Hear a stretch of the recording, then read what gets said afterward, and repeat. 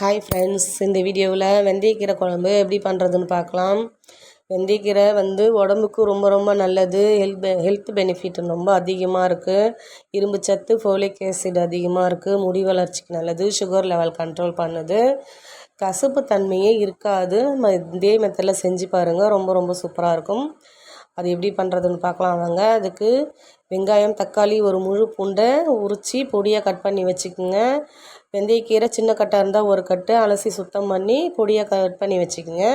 ஒரு வானில் ஆயில் விட்டு கடுகு, வெந்தயம் பொரிஞ்சதும் பொடியாக நறுக்கிய பூண்டு போட்டு பொரிஞ்சதும் வெங்காயம், கருவேப்பிலை சேர்த்து நல்லா வதக்கிக்குங்க.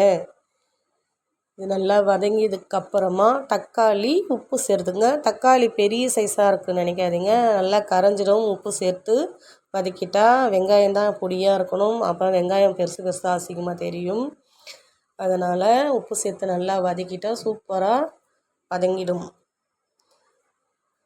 தக்காளி வதங்கியதுக்கப்புறமா மிளகாய்த்தூள் சேர்த்துக்குங்க. மிளகாய்த்தூள் எங்கள் அம்மா எனக்கு அரைச்சி கொடுக்குற மிளகாய்த்தூள் தான். எல்லா குழம்புக்கும் சூப்பராக இருக்கும்.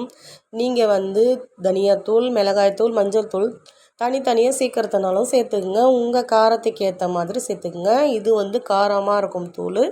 நான் 2 ஸ்பூன் சேர்த்துருக்கேன், கரெக்டாக இருக்கும்.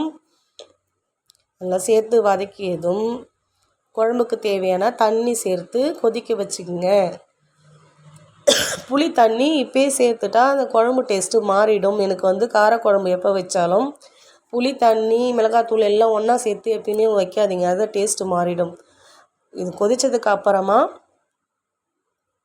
புளி தண்ணி சேர்த்துக்குங்க. அப்போ சூப்பராக இருக்கும் குழம்பு. எனக்கு உப்பு இன்னும் கொஞ்சம் கம்மியாக இருக்குன்னு உப்பு சேர்த்துருக்கேன்.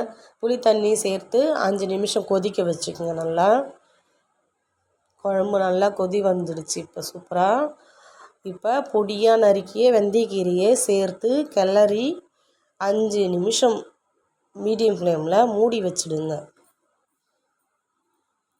மூடி வச்சு இறக்கிட்டா சூப்பராக ரெடி ஆகிடுச்சு. பாருங்கள், வெந்தயக்கீரை நல்லா வெந்துடுச்சு. சூப்பராக இருக்கும் குழம்பு. உண்மையாகவே சொல்கிறேன், நல்லாவும் இருந்துச்சு. நான் சாப்பிட்டு பார்த்து தான் சொல்கிறேன்.